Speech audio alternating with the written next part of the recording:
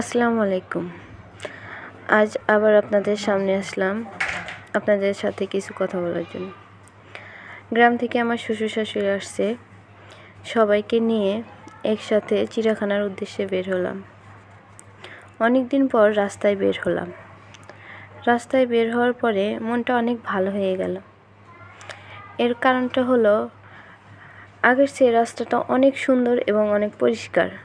আর রাস্তার দুপাশে রং দিয়ে এত সুন্দর করে আর্ট করছে, যা দেখলে দু চোখ জুড়িয়ে যায়। দেখে মনটা অনেক ভালো হয়ে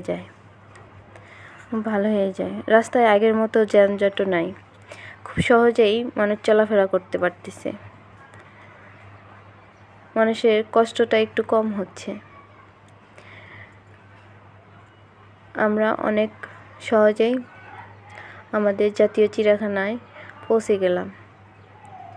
সবাইকে নিয়ে একসাথে চিড়িয়াখানা দেখব বলে সবাই একসাথে বের হয়েছি। এখন সবাই চলে গেলাম টিকিট কাউন্টারে টিকিট কাটার জন্য।